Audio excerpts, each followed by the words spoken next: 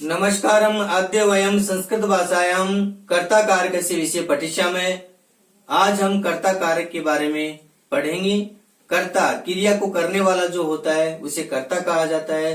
कर्ता जो है वो क्रिया को करने में स्वतंत्र होता है। कर्ता कारक के योग में प्रथमा विभक्ति का प्रयोग होता है। विभक्ति प्रयोग के जो प्रश्न प्रतियोगी परीक्षा में पूछ जाते हैं उनके बारे में भी हम विस्तार से परिचर्चा करेंगे। तो पढ़ते हैं कर्ता कारक के बारे में। कर्ता कारक, कर्ता कारक के योग में कौन सी विभक्ति होती है? प्रथमा विभक्ति होती है। कर्ता जो होता है वो क्या होता है? स्वतंत्र होता है। क्या होता है?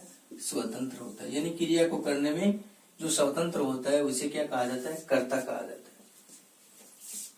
सूत्र के माध्यम से प्रातिपदिकार्थ लिंग परिमाण वचन मात्रे प्रथमा, यानी लिंग परिमाण वचन मात्र में प्रथमा विभक्ति होती है। यानी लिंग वचन परिमाण मात्र को क्या कहा जाता है? प्रातिपदिक। और जिनकी प्रातिपदिक संज्ञा होती है उसमें कौन सी विभक्ति होती है? प्रथमा होती है। और प्रातिपदिक संज्ञा किन की होती है?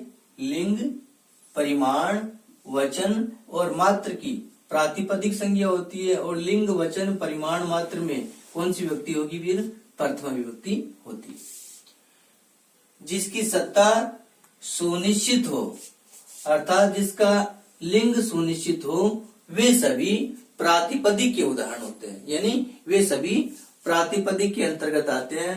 और जिनकी प्रातिपदिक संज्ञा होती है उनमें प्रथमा विभक्ति का प्रयोग होता है। नियत लिंग व अलिंग वाले पद इसके उदाहरण है।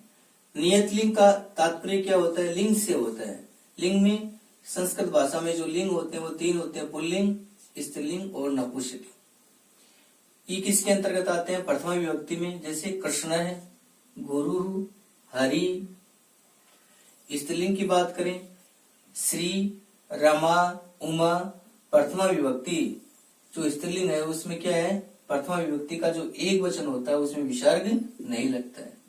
जैसे अगर रमा की विसर्ग लगाते हैं हम रमाहा, तो ये क्या हो जाएगा? प्रथमा विभक्ति का बहुवचन हो जाएगा। नपुंसकलिंग ज्ञानम, पत्रम, फलम, ये सभी क्या है? नपुंसकलिंग के उदाहरण है। तो लिंग से तात्पर्य क्या है? यहाँ पुल्लिंग, स्त्रीलिंग और नपुंसकलिंग। अलिंग से तात्पर्य, अलिंग यानी अवि जो शब्द हैं वे सभी क्या होते हैं? अलिंग कहलाते हैं। और जैसे निश्चयी है, उच्चयी है, यथा है, तथा है, ये सारे के सारे क्या है? अलिंग के अंतर्गत आते हैं, जिन्हें अव्यय कहते हैं। इनमें कौन सी विभक्ति होती है? प्रथमा विभक्ति होती है। यानी इनका प्रयोग जैसा होता है वैसे के वैसे ये प्रयुक्त होते हैं। इनके रूप में क्या है? परिवर्तन नहीं होता। अ धन व्यय, व्यय का अर्थ परिवर्तन, सामान्यतः खर्च होना होता है, लेकिन परिवर्तन इसका अर्थ होता है। यहाँ अ का अर्थ नहीं। जिनमें परिवर्तन नहीं होता अर्थात जिनका रूप सदा समान रहता है वे अव्यय कहलाते हैं। उन्हें क्या कहा जाता है? अविकारी कहा जाता है। लिंग मात्र, इसमें वे पद आते हैं जिनका लिंग सुनिश्चित नहीं होता। तो ये महत्वपूर्ण है कि जिसका लिंग सुनिश्चित नहीं होता वे क्या कहलाते हैं? लिंग मात्र कहलाते हैं। यहाँ तीन प्रश्न बन गए। लिंग की बात करें तो स्त्रीलिंग, पुल्लिंग, स्त्रीलिंग और नपुंसकलिंग। अलिंग की बात आती है, अगर प्रश्न पूछा जाता है कि अलिंग कस्य कथ्यते, तो अलिंग क अस्ति। अलिंग क्या है? तो अव्यय जो शब्द है वो अलिंग है। लिंग मात्र, इसमें वे पद आते हैं जिनका लिंग क्या है? सुनिश्चित नहीं होता। जैसे तट्टम त्रिषु, यानी जो तट्टम शब्द है, तट शब्द है, उसका प्रयोग तीनों लिंगों में होता है। यानी तट्ट है पुल्लिंग, तटी स्त्रीलिंग, तट्टम नपुंसकलिंग। और वे शब्द जिनका प्रयोग तीनों लिंगों में होता है, जो तीनों लिंगों में जाने जाते हैं, उन्हें क्या कहा जाता है? लिंग मात्र कहा जाता है। ये ध्यान रखना। परिमाण मात्र, माप बोधक शब्दों में प्रथमा विभक्ति होती है। परिमाण का मतलब क्या होता है? जिनसे मापतोल का बोध होता है। मापतोल का बोध कराने वाले जो शब्द होते हैं उन शब्दों में कौन सी विभक्ति होती है? प्रथमा विभक्ति होती है। द्रोणोब्रीहि, यानी द्रोण का मतलब बाल्टी, बाल्टी भर चावल, ब्रिकाट चावल होता है। खारी 16 बाल्टी के बराबर का जो माप होता है उसे कहा जाता है। आडकम 1 बाल्टी, चौथाई, एक बाल्टी और चौथाई जो होता है वो आडकम कहलाता है। वचन मात्र संख्यात्मक शब्दों में प्रथमा विभक्ति होती है। वचन मात्र से तात्पर्य क्या है कि जो संख्यात्मक शब्द है, 1 है, 2 है, 3 है, 4 है, इनका जब हम संस्कृत रूप बनाते हैं तो उनमें उन्हें क्या कहा जाता है? वचन मात्र कहा जाता है। उनमें कौन सी विभक्ति होती है? प्रथमा विभक्ति होती है। जैसे एक है, द्वौ, त्रय, बहुवय, ये सारे के सारे क्या है? संख्यात्मक शब्द हैं और इनके विभक्ति रूप नहीं चलते। ये सारे के सारे किस में प्रयुक्त होते हैं? प्रथमा विभक्ति में ही प्रयुक्त होते हैं। इनका लिंग जरूर अलग अलग हो सकता है, लेकिन विभक्ति है वो क्या है? प्रथमा विभक्ति के रूप में ये प्रयुक्त होते हैं। संबोधन, संबोधन अभिमुखीकृत्य संबोधनम, अभिमुखीकृत्य बोधनम संबोधनम, यानी जो सामने मुख करके कहा जाता है उसे क्या कहते हैं? हम संबोधन कहते हैं। यानी जब हम किसी को पुकारते हैं तो उसकी ओर मुख करके हम उसे पुकारते हैं। तो सामने मुख करके जो उद्बोधन किया जाता है, जो कहा जाता है, उसे क्या कहते हैं? हम संबोधन कहते हैं। संबोधन में कौन सी विभक्ति होती है? प्रथमा विभक्ति होती है। हे राम, हे गुरु, हे हरे, हे भानु, भो लक्ष्मी, यहाँ जो है वो क्या है? संबोधन का रूप है। संबोधन में कौन सी विभक्ति होती है? प्रथमा होती है। यहाँ ध्यान देना है, संबोधन एक वचन का रूप भिन्न होता है। यानी संबोधन में जो एक वचन का रूप होता है वो भिन्न होता है, अलग होता है। ये हमें ध्यान रखना है। जैसे राम है, प्रथमा विभक्ति का एक वचन है, लेकिन राम जब संबोधन में प्रयुक्त होता है तो हे राम विसर्ग नहीं आता।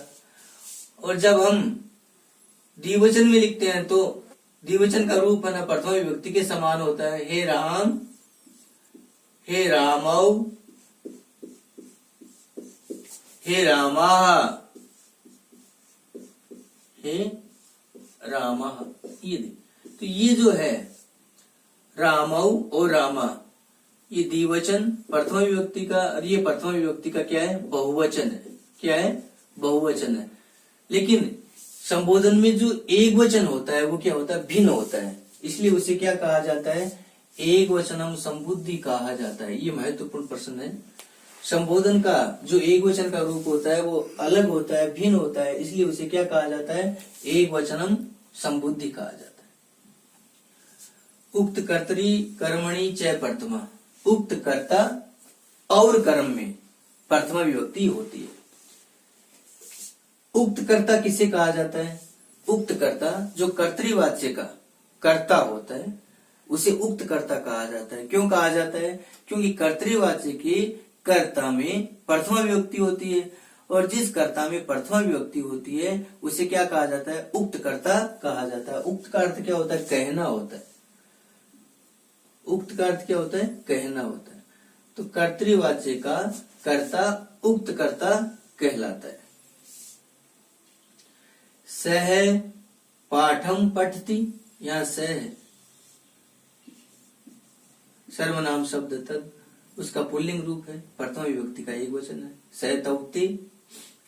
रामय ग्रंथम पठति, यहाँ राम है प्रथमा विभक्ति का एक वचन है, और ये क्या है? कर्तृवाच्य की उदाहरण है। और कर्तृवाच्य का जो कर्ता होता है वो उक्त होता है। उक्त कर्ता में कौन सी विभक्ति होती है? प्रथमा विभक्ति होती है। उक्त कर्म यानी उक्त कर्म, कर्मवाच्य का जो कर्मवाच्य का जो कर्म होता है उसे क्या कहा जाता है? उक्त कर्म कहा जाता है। उक्त कर्म क्यों कहते हैं? कि जिस कर्म में प्रथमा विभक्ति का प्रयोग होता है उस कर्म को क्या कहा जाता है? उक्त कर्म कहा जाता है।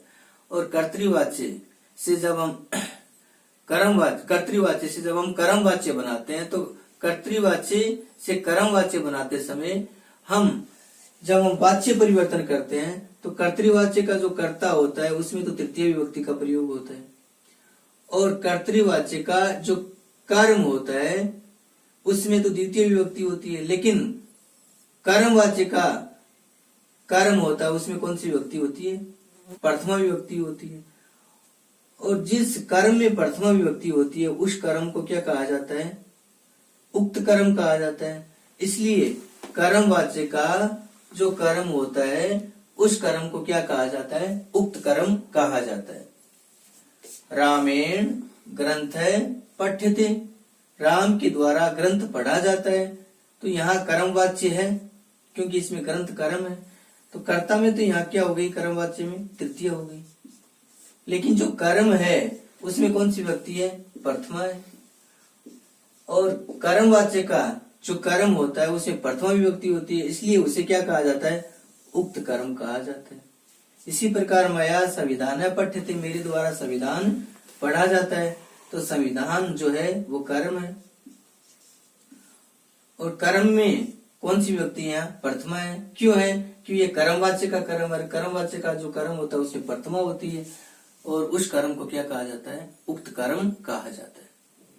तो आज हमने प्रथमा विभक्ति के जो नियम है उनके बारे में चर्चा की। उनसे संबंधित प्रश्न जो बनते हैं उनके बारे में चर्चा करते हैं।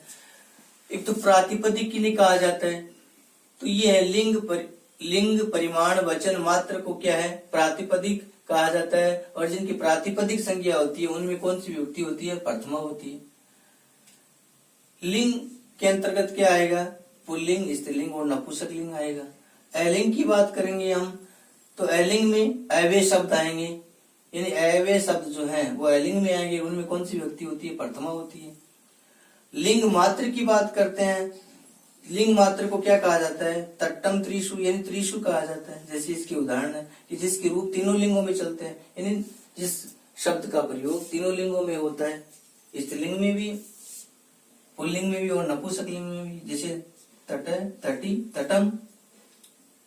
परिमाण मात्र किसे कहा जाता है? ये भी अच्छा प्रश्न हो गया। जो मापतोल का बोध कराता है उसे क्या कहते हैं? परिमाण कहते हैं।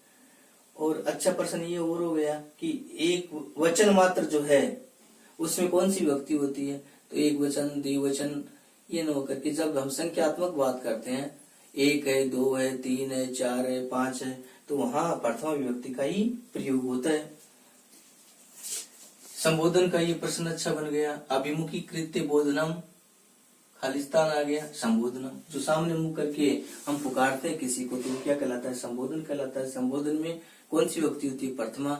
और संबोधन का जो एक वचन होता है, क्या है? एक वचन होता है, वो भिन्न होता है, इसलिए उसे क्या कहा जाता है? एक वचनम संबुद्धि कहा जाता है। ये अच्छा प्रश्न हो गया।